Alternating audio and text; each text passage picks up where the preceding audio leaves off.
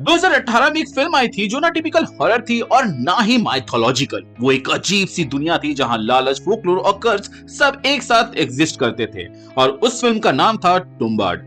उस वक्त किसी को नहीं पता था कि ये फिल्म आगे चल के कल्ट बन जाएगी। लोग थिएटर्स में शायद कम गए थे, लेकिन टाइम के साथ ऑडियंस ने उसको डिस्कवर किया और आज हालात ये है कि आप किसी को भी इंडिया में पूछो कि टॉप 5 हॉरर मूवी जो उन्हें पसंद है तो उसमें टुम्बाड का नाम होगा ही।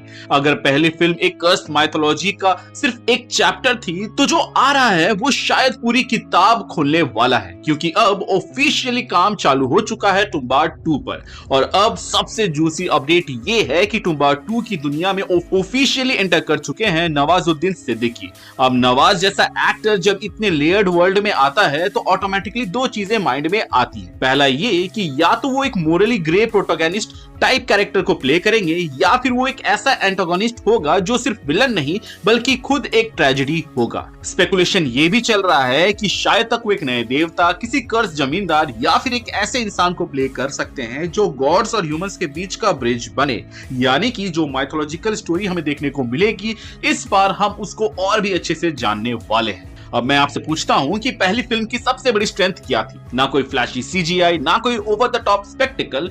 उसकी सबसे बड़ी स्ट्रेंथ थी atmosphere, real rain gigs, muddy sets, practical production design और वो क्लॉस्ट्रोफोबिक फीलिंग जो हर फ्रेम में हमें दिखती थी। इसी वजह से हस्तार का वर्ल्ड बिलीवेबल लगता था। अब जो रिपोर्ट्स आ रहे हैं वो ये कह रहे हैं कि सीक्वल टेक्निकली और बड़ा होने वाला है और मेकर्स इस बार हॉलीवुड के क्रिएचर डिजाइनर और प्रोस्थेटिक एक्सपर्ट के साथ काम कर रहे हैं। अगर ऐसा होता है तो टुम्बाड का फोकलोर यूनिवर्स काफी बड़ा हो सकता है। फिलहाल साइमन ली का नाम सामने आ रहा है, जिनको इंडस्ट्री में स्पाइडर जू के नाम से भी जाना जाता है। और अगर आप क्रिएचर डिजाइन या कॉन्सेप्ट आर्ट फॉलो करते हो तो आपको पता होगा ही कि ये बंदा किस लेवल पे काम करता है। इन्होंने Godzilla versus Kong, Pacific Rim, Kong Skull Island, edge of tomorrow, Star Trek beyond, Antman and Wasp Quantumania और the Lord of the Rings, the Ring of Power जैसे मूवीज में काम किया है, जिसको आपने डेफिनेटली देखा होगा। इन सब प्रोजेक्ट्स में एक चीज कॉमन है और वो ये है कि माइथोलॉजिकल या फिर कहें एंशिएंट क्रिएचर्स का दिखना जो स्क्रीन पर बिलीवेबल लगते हैं, और यही चीज टुम्बाड के यूनिवर्स में परफेक्टली फिट होती है। पहली फिल्म में सिर्फ हस्तर का कॉन्सेप्ट इंट्रोड्यूस हुआ था, लेकिन क्वेश्चन ये है कि क्या इस कर्स्ड माइथोलॉजी में और भी एंटिटीज एग्जिस्ट करती हैं? क्या और भी फॉरगॉटन गॉड्स, डेमंस या कर्स बीइंग्स हो सकते हैं जो इस वर्ल्ड का पार्ट हो? अगर साइमन ली जैसे डिजाइनर इन्वॉल्व हैं, तो चांसेस स्ट्रॉन्ग है कि सीक्वल में माइथोलॉजी एक्सपैंड हो सकती है और इसीलिए उन्होंने शॉन हैरिसन को भी इस प्रोजेक्ट में शामिल किया है, जिनका काम पूरे हॉलीवुड में रेस्पेक्टेड है। इन्होंने हैरी पॉटर की कई सारी movies, Star Wars, the Mummy, World War G, Avengers Age of Ultron, Game of Thrones, Jupiter Ascending, Hellraiser, Inkheart, Captain America 1 और पीकी ब्लाइंडर्स जैसे सीरीज में काम किया है। इनकी स्पेशलिटी है prosthetic makeup and physical creature effects, मतलब वो चीजें जो एक्चुअल सेट पर एग्जिस्ट करती है, ना कि सिर्फ ग्रीन स्क्रीन और सीजीआई। और अगर आपको याद हो तो सुहमसा के टुम्बाड का सबसे डिस्टर्बिंग और पावरफुल एस्पेक्ट था उसका रियलिज्म। जब हस्तर स्क्रीन पर आता था तो वो एक डिजिटल घोस्ट नहीं लगता था, वो एक फिजिकल प्रेजेंस के साथ डर लाता था स्क्रीन पर, जैसे वो सच में उस डार्क टेंपल में एग्जिस्ट करता हो। अगर सीक्वल में शॉन हैरिसन का इन्वॉल्वमेंट है तो इसका मतलब हो सकता है कि मेकर फिर से प्रैक्टिकल इफेक्ट्स पर हेवी फोकस कर रहे हैं, मतलब जो क्रिएचर्स या एंटिटीज दिखेंगे वो और ज्यादा टेंजिबल फील करेंगे। अब थोड़ा फोकस करते हैं उस इंसान पर जिसने ये वर्ल्ड बनाया, यानी कि सोहम शाह। ज्यादा लोगों को पता नहीं होता, लेकिन टुम्बाड एक नॉर्मल फिल्म प्रोजेक्ट नहीं था। सोहम शाह ने सिर्फ एक्टिंग नहीं की, उन्होंने फिल्म को प्रोड्यूस भी किया और ऑलमोस्ट 6 से 7 साल तक फिल्म पर काम भी किया। प्रोडक्शन डिले हुआ, शूटिंग्स मल्टीपल टाइम रिस्टार्ट हुई, रेन गिग स्पेशली डिजाइन किए गए, सेट बार बार रिबिल्ड हुए हैं। क्यों? क्योंकि वो कॉम्प्रोमाइज नहीं करना चाहते थे। अगर एटमॉस्फेयर परफेक्ट नहीं लग रहा तो शूट नहीं होगा, अगर मड और रेन का टेक्सचर सही से नहीं आ रहा तो सीन रीशूट होगा। इसी ऑब्सेशन की वजह से फिल्म का फाइनल रिजल्ट इतना यूनिक बना। आज हॉरर फैंस, सिनेफाइल्स और फिल्म मेकिंग एंथुसियास्ट सब टुम्बाड को रेफरेंस पॉइंट की तरह यूज करते हैं। इसलिए जब सीक्वल की बात आती है तो एक्सपेक्टेशंस ऑटोमेटिकली स्काई हाई हो जाते हैं। और इसी पॉइंट पर मैं आपको एक इंटरेस्टिंग डेवलपमेंट के बारे में भी बताना चाहूंगा, और वो ये है कि इस बार इस प्रोजेक्ट को सपोर्ट मिल रहा है पेन स्टूडियोज के तरफ से।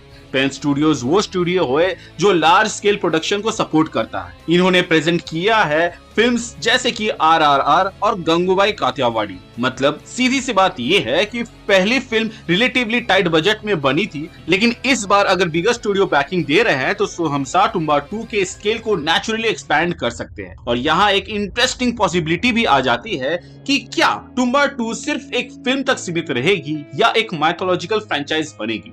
इंडियन सिनेमा में माइथोलॉजी का यूज तो होता है, लेकिन फोकलोर को इस तरह एक्सप्लोर करना काफी रेयर है। टुम्बाड एक कर्स गॉड के कॉन्सेप्ट को इंट्रोड्यूस किया था, लेकिन अगर उस वर्ल्ड में और भी फॉरगॉटन मिथ एंड और भी कर्स एंटिटीज हैं, तो ऐसे में मल्टीपल स्टोरीज हमें दिखाए जा सकते हैं। ये अप्रोच थोड़ा सा उस डायरेक्शन में जा सकता है जहां क्रिएचर सिर्फ मॉन्स्टर्स नहीं होते, वो फोकलोर और फैंटेसी का पार्ट होते हैं। और इसीलिए मेकर्स एक इंपॉर्टेंट पोजीशनिंग क्लियर कर रहे हैं कि टुम्बा 2 को सिर्फ एक हॉरर फिल्म की तरह देखा ना जाए, बल्कि ये एक फोकलोर फैंटेसी जोन की ओर जाएगा, ताकि हम उन एंटिटीज को और भी अच्छे से जान सके।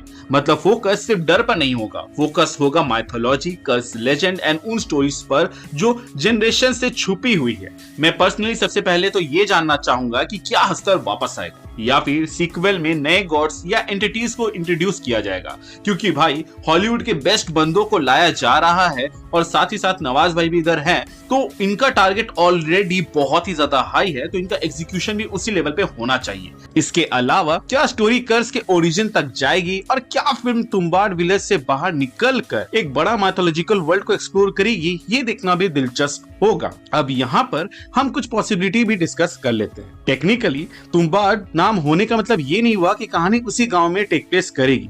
पहली मूवी सिर्फ अस्तार की कहानी नहीं थी, फिल्म एक्चुअली में एक फॉरगॉटन माइथोलॉजी का दरवाजा खोल रही थी।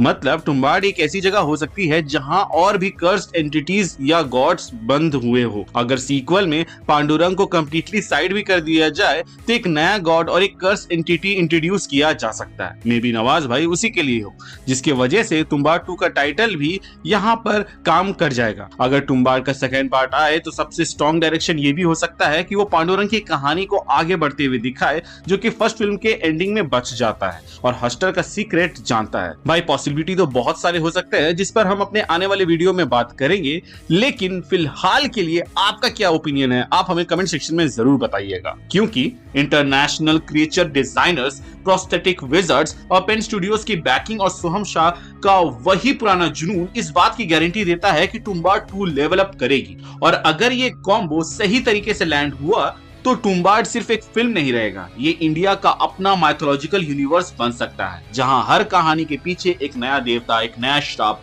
और एक नई ट्रेजेडी छुपी होगी।